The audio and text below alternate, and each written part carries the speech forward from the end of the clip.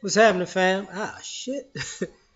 L.A.R. movement still moving. Book entitled Lessons from a Non-Custodial Father.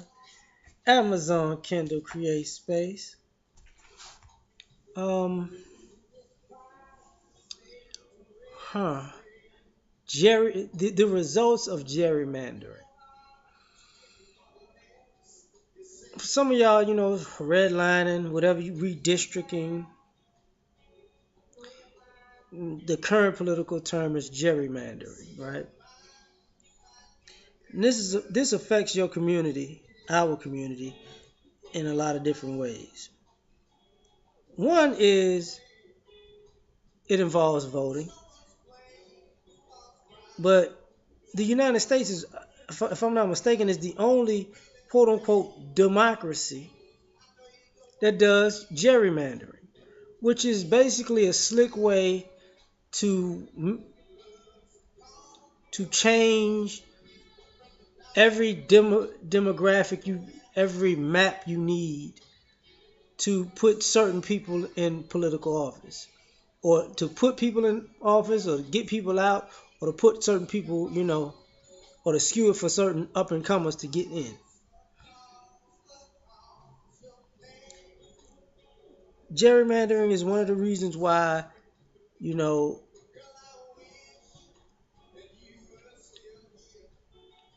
one neighborhood might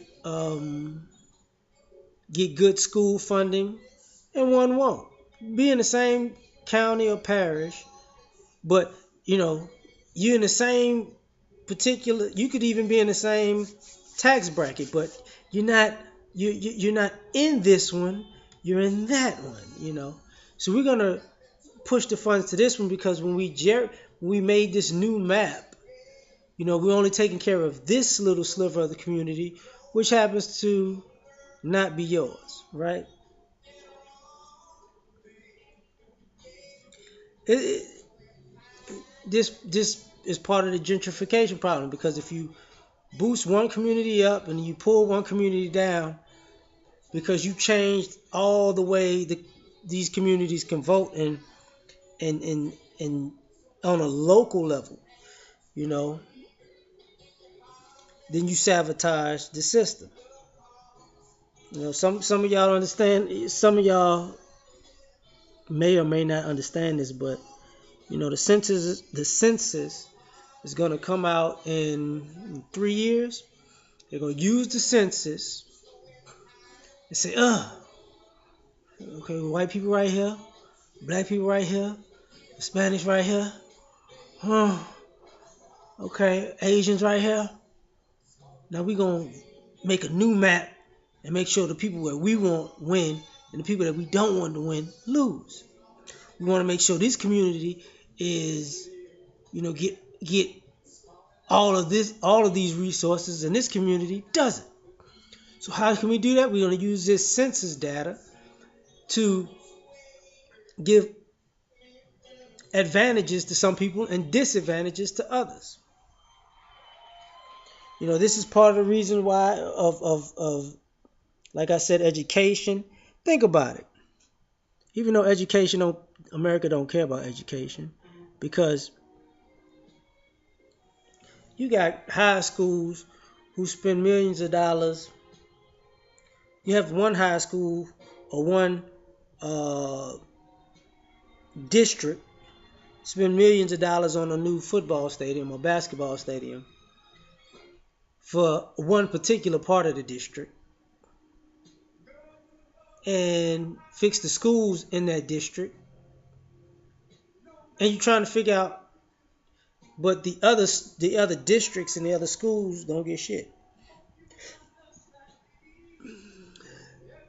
The roads in those areas are repaved, and when nothing's wrong with them, they come and fix them again because somehow the money just keeps flowing into these same neighborhoods.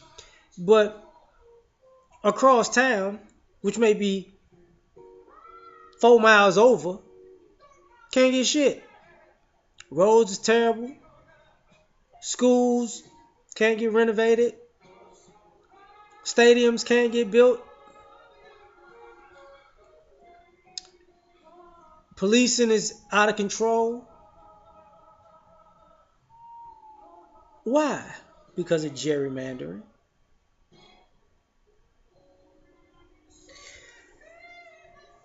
Excuse me. So the only, which maybe it's time to put our political minds together and say it's time to address gerrymandering. Because if you're gonna fix your neighborhood, you gotta first be able to put the people in office and on your local level who you feel have the neighborhood's best interest at heart. And to do that, you know, you're gonna have to end gerrymandering, because if you don't, people are just gonna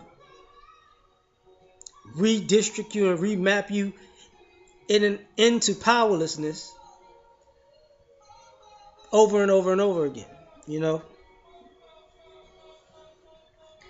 and you can't say it's a democracy with gerrymandering, because you rigging a democracy by taking the republic out of, taking the government out of the people's hands, and by skewing it to the people that you are a group or considered a part of the group, or to your group's best interests, you know, while at the detriment of everybody else. It's not like, you know, majority doesn't rule in this situation, because you can't have a majority rule when you redistrict or gerrymander. When you just remap something. Oh, I don't like the way this is gonna look. It might not go my way, so I'm gonna move the goalposts and change all the rules, and now, yeah, I can win like that. But we need to have a fair and equitable and balanced system. Well, ain't shit fair and equitable and balanced about gerrymandering. You know, and some people are going to be like, man, what's the problem with that? You know exactly what the problem with that is. If you ask what the problem is, what that is, you've been benefiting from it. You know, this is why certain places are taken care of better than other places. You can also say, well, it's the taxes, because some communities are more affluent than others, so they pay higher taxes in those communities, and because they pay higher taxes, they should receive the benefits in those communities. That makes sense. But if your affluent community has 20,000 people in it, and a poor community has 70,000, middle class, the poor have 70,000, the money probably is going to equal up the same, just by sheer numbers alone, because affluent areas have less people. So how do the affluent areas wind up with the most resources with the least people?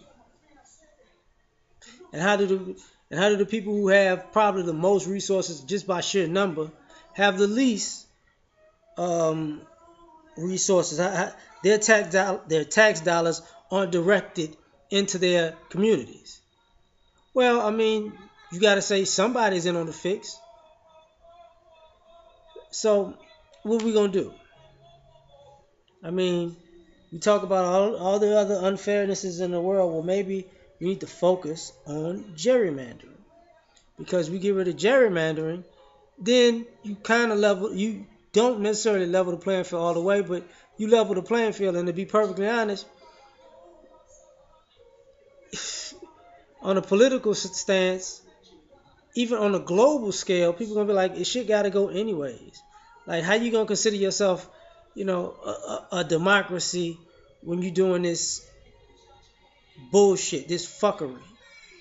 You know, you wanna cheat at every level to win? Cool. Well, I think it's time for people to cheat at getting gerrymandering out. Just my opinion. Yeah.